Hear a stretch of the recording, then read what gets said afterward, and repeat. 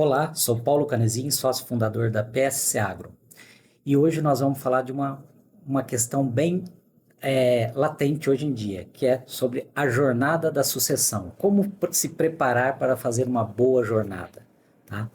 A nossa dica é a seguinte. Primeiro, o planejamento sucessório, ele é um processo. Isso tem que ficar bem claro.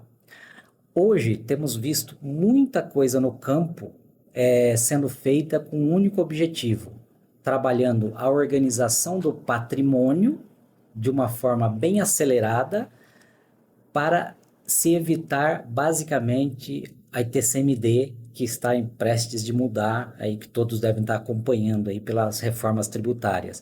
Então hoje está um corre-corre total para se fazer essas integralizações de patrimônio numa holding e sair e escapar de uma tributação que com certeza irá aumentar aí com a reforma tributária. Então hoje todo mundo acelerando. Porém o processo de planejamento sucessório ele é muito maior que isso. Nós sempre estamos frisando esse ponto. Por quê?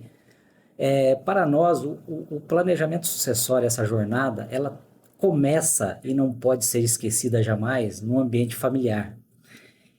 É ali que tudo se inicia, ali que estão os desejos, os alinhamentos, a harmonização, o que se pretende da empresa e lá no futuro, a questão dos herdeiros, como que esses herdeiros entrarão ou não na empresa, quem será preparado para a sucessão, como que vai ser esse processo, enfim, como alinhar a família em torno do negócio como um todo, porque esse é o principal ponto que geralmente causa muito conflito nas empresas familiares.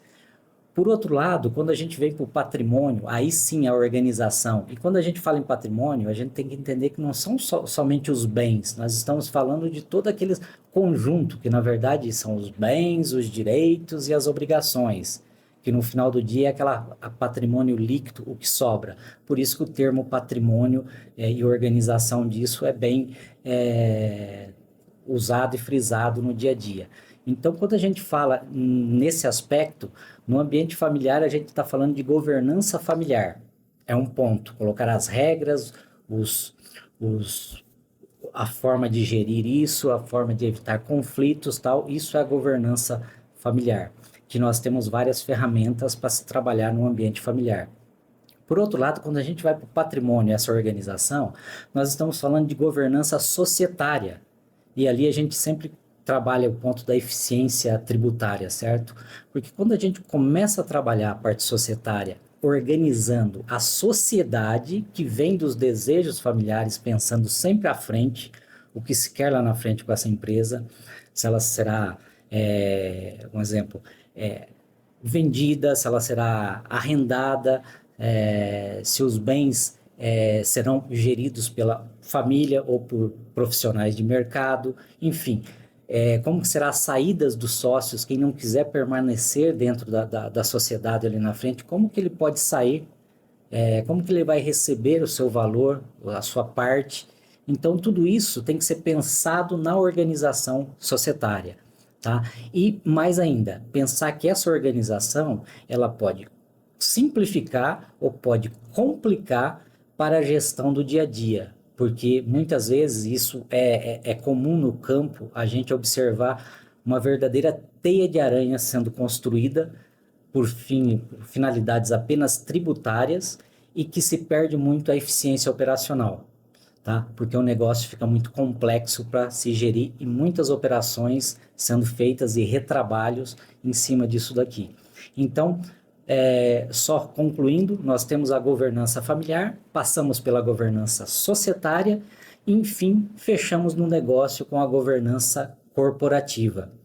E aí sim, nós estamos falando da organização, pessoa certa no lugar certo, a hierarquia, toda aquela estrutura organizacional, e trabalhando muito no aspecto de sucessão dentro do negócio.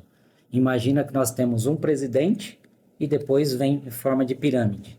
Ou seja, nós temos toda uma base operacional, toda uma base mais tática, que são os níveis aí, os C-levels, que o mercado comenta muito, no nível de diretorias e gerências, e temos um presidente. Esse presidente, normalmente na empresa familiar, vai ser alguém da família que está sendo preparado para isso, ou deveria, ou se não tiver esse sucessor, ou assim a família definir, trazer um executivo de mercado para assumir esse cargo. Essa pessoa que fará o link entre a parte de acionistas, os via conselho, para o negócio e fazer a condução dessa gestão, que aí sim, dessa forma organizada, vai ser muito mais eficaz. Tá? Em formas gerais, é isso que a gente entende como a jornada de sucessão. E continuamente nós temos a necessidade de desenvolver pessoas, porque a sucessão e o segredo dela, o sucesso está bem aí.